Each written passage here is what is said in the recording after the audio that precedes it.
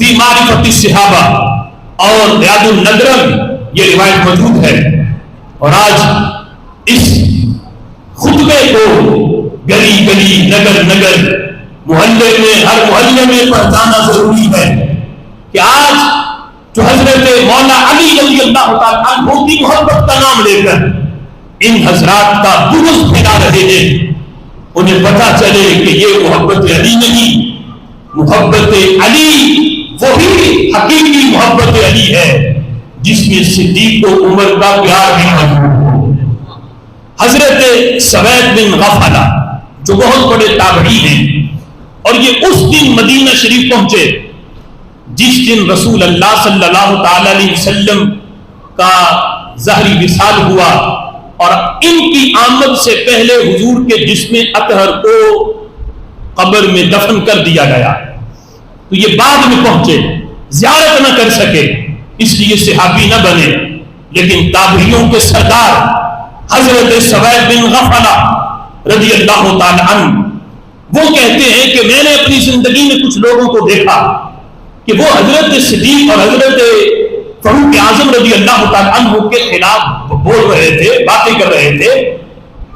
ایک طرف ان کے خلاف باتیں کر کے دوسری طرف ظاہر یہ کرنا چاہتے تھے کہ ہم تو مولا علی کے بڑے قریبی ہیں، ہمارا ان سے بڑا قریبی ریلیشن ہے، بڑا قریبی تعلق ہے، ہم تو ان کے بڑے خاص بندے ہیں.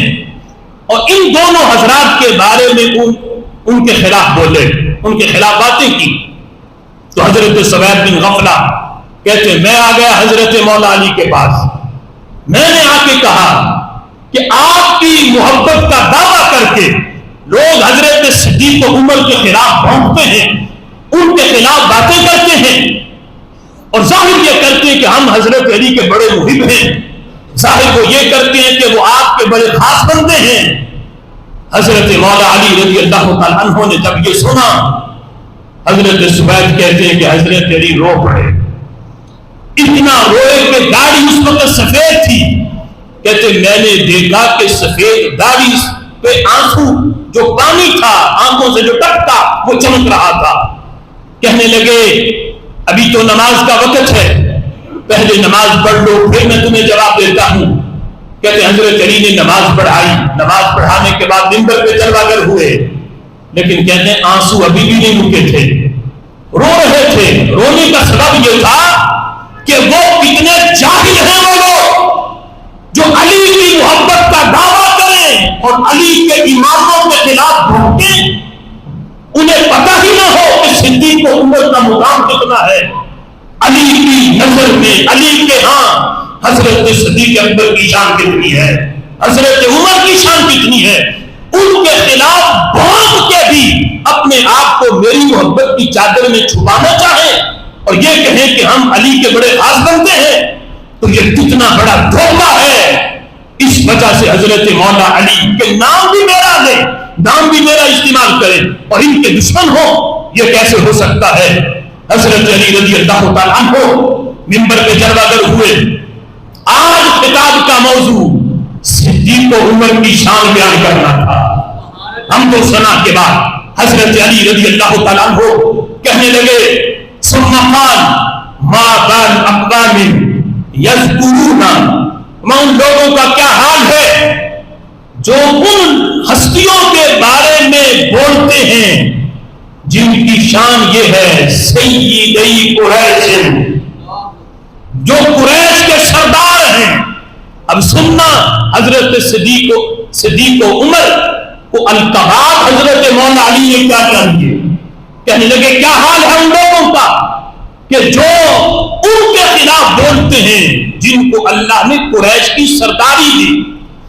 فرمایا وَآبَا وَالْمُسْلِمِينَ، ان کے خلاف بونکتے ہیں جو اسلام کے مائی باپ ہیں، مسلمانوں کے باپ ہیں. اسلام کے اندر جب کوئی بھی مسلمان نہیں تھا جن کو اللہ نے اسلام میں تمام مسلمانوں کے باپ ہونے کی حیثیت دی ہے، فرمایا وہ صدیق و عمر رضی اللہ تعالیٰ عنہ ہے. وَآبَا وَالْمُسْلِمِينَ، فرمایا وہ جو اسلام مسلمانوں کے باپ ہیں.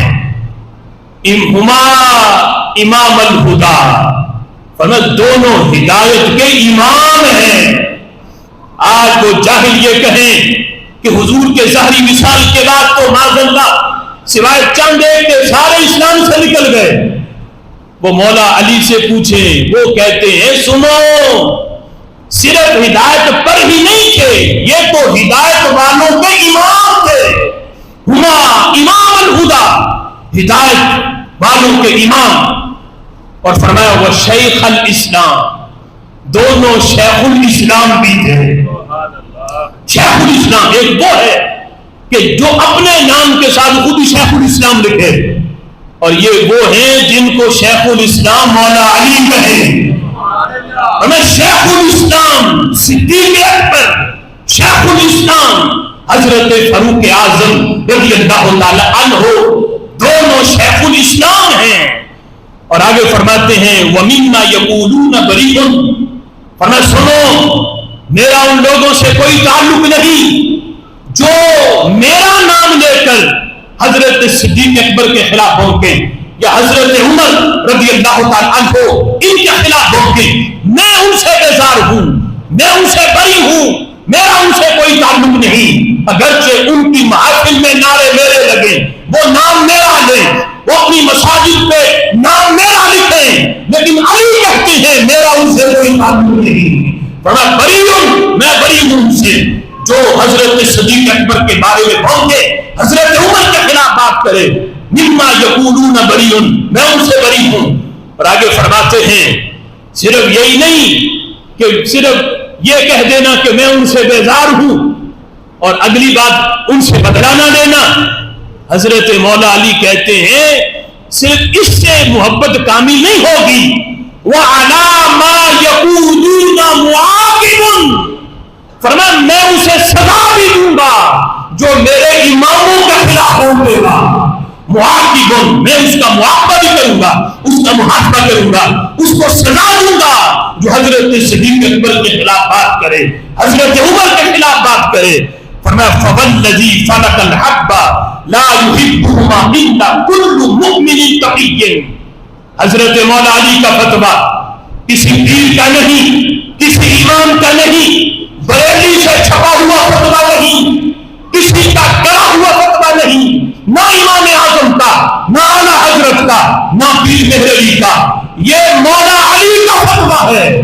حضرت علی کہتے ہیں مجھے قسم ہے اس ذات کی جو چھوٹے سے دانے سے بہت بڑا درخت بناتا ہے، مجھے اس ذات کی قسم، لا یحبہما الا کل مؤمن تقی، ان دونوں سے پیار صرف سچا مومن ہی کرتا ہے۔ لا یحبہما الا کل مؤمن، ان دونوں سے پیار، فرمایا یہ کسی منافق کے سینے میں عمر کا پیار نہیں آ سکتا، صدیق اکبر کا پیار نہیں آ سکتا، ان سے پیار سچا مومن ہی کرتا ہے۔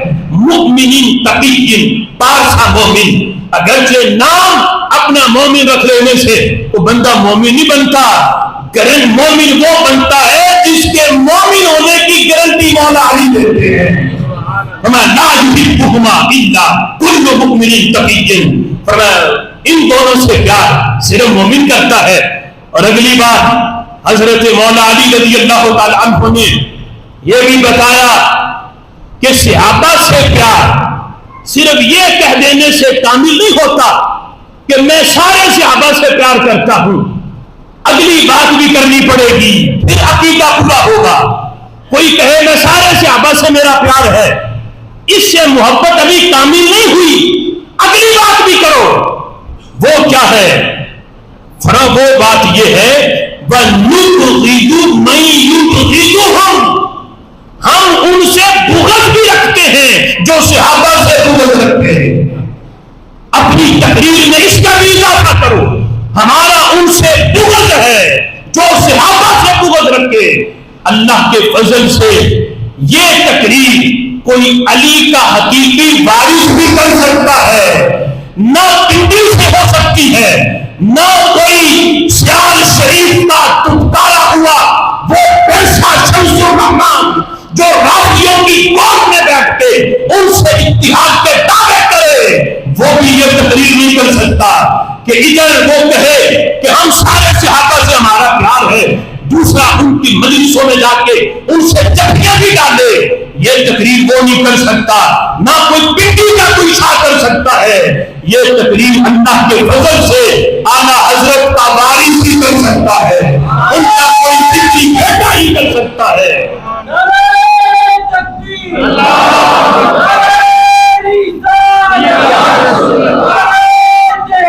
وقت کم ہے اور یہ چیلنج ہے پورے پنڈی گروپ کو سمیت داتا صاحب کے خطیب کو. یہ چیلنج ہے کہ یہ تقریر جو مولا علی کی ہے یہی تقریر کرو کہ صحابہ سے پیار بھی ہے، اور جو صحابہ سے بغض رکھے ہمارا ان سے بغض بھی ہے. جو صحابہ سے دشمنی کرے ہماری ان سے دشمنی بھی ہے. نہ کوئی خطیب کرے گا، نہ وہ جو آج جن کی اوپر سے سنی محفل کروائیں تو وہاں بھی لا جائیں، رافضی دیگیں پکائیں تو کھانے وہاں بھی چلے جائیں. ایسا دوگلی پریشی کرنے والا کبھی بھی یہ تقریر نہیں کر سکتا.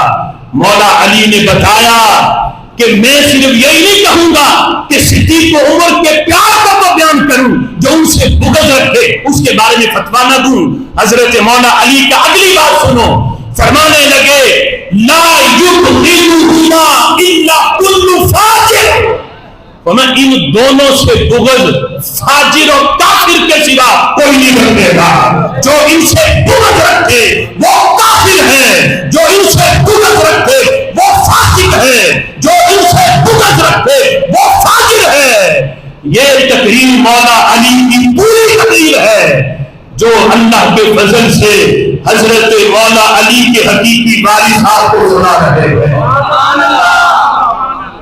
آج اگر یہ کہنا کہ بس اصلاحی تقریر کرو، کسی کے خلاف نہ بولو، تو اس سے بڑی اصلاح کیا ہے کہ مولا علی نے جس وقت دیکھا کہ جو مرض پھیل رہا تھا، آج مرض یہ پھیلا ہو کہ کوئی صدیق و عمر کے خلاف بھونک رہا ہو اور تقریر نماز کے فضائل پہ ہو رہی ہو، تو لوگ اس ڈاکٹر کو پاگل کہیں گے کہ مرض تو کوئی لگا ہے، دوائی کوئی دی جا رہی ہے. اگرچہ ہم نماز کے فضائل تو ممکن نہیں، لیکن معاشرے میں جو وبا پھیلی ہے اس وبا کا علاج کس نے کرنا ہے؟ وبا یہ ہے کہ آج وبائیں دہل صحابہ کو گالیاں دی جا رہی ہیں. آج ملک پاکستان کے اندر دیواروں پہ صحابہ کے بارے میں گالیاں لکھی جا رہی ہیں، ان پہ تبرہ کیا جا رہا ہے، اور ہمارے اپنے آپ کو سنی کہلوانے والے وہ رافضیوں سے جفی ڈال رہے ہیں، ان سے جو ہے وہ گلے مل رہے ہیں. تو یہ افسوس نہیں تو اور کیا ہے، یہ بے غیرتی نہیں تو اور کیا ہے. لہذا اس موقع پر جو غیرت مند خطیب ہے اس کا یہ فرض بنتا ہے کہ مولا علی کی جو تقریر ہے اپنی طرف سے کچھ نہ کہے، مولا علی کی تقریر ہی ہو بہو عوام کو پڑھ کے سنا ہے. اور تقریر یہ ہے فرمایا لا یبغضہما الا کل فاجر. اور ان دونوں سے بغض سوائے فاسق و فاجر کی اور کوئی نہیں روکے گا.